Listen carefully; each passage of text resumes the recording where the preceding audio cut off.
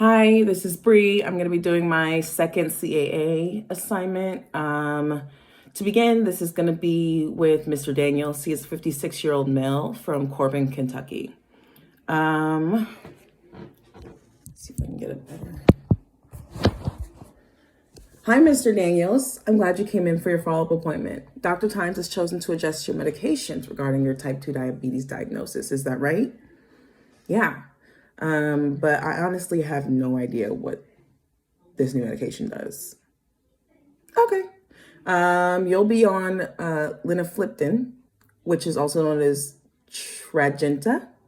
This is called a DPP4 inhibitor. I know it sounds really complicated, but it's pretty simple how it works. It blocks this enzyme that normally slows down insulin production. You know, insulin is what helps you take some of that glucose out of your blood, makes you feel a lot better.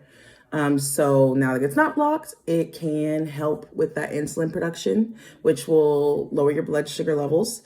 And then it also has some effects on your liver, because your liver is really responsible for like glucose storage and how it gets into your bloodstream. So it's going to help decrease the production to keep those blood sugar levels low as well. All right, that's great to know to help lower my blood sugar. Should I be like still monitoring my blood glucose or am I okay? Um, yeah, absolutely. You should definitely be, monitoring yourself. We want to know how effective this medication is for you. Also, we want you to feel better, and long-term high blood sugar, hyperglycemia is not healthy. So if regardless of if we see you or not, if your blood sugar is high the entire time and it's not effective, we want to know. All right, I can do that.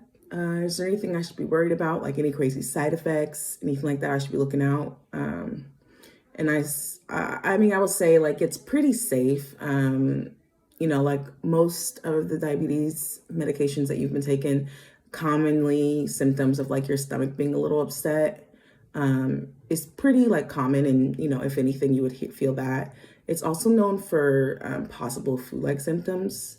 Obviously, the flu isn't like awful, but it's pretty awful to have, and no one wants to feel that way. So if that's the case, please come back in and see us so we can go ahead and maybe adjust your medications. Because I know if you feel something, give the flu constantly, you're not going to want to take your medications.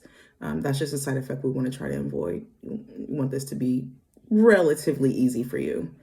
Outside of that, we'll just follow up with you about like some adverse side effects that may or may not happen. We'll do the typical blood work and just kind of go through that with you when you come back and see us.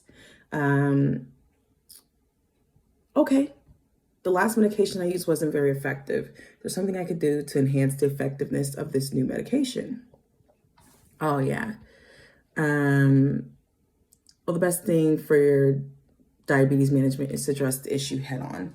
Focus on adjusting your lifestyle habits that influence your diagnosis. I'd start with diet, exercise, and cessation of smoking.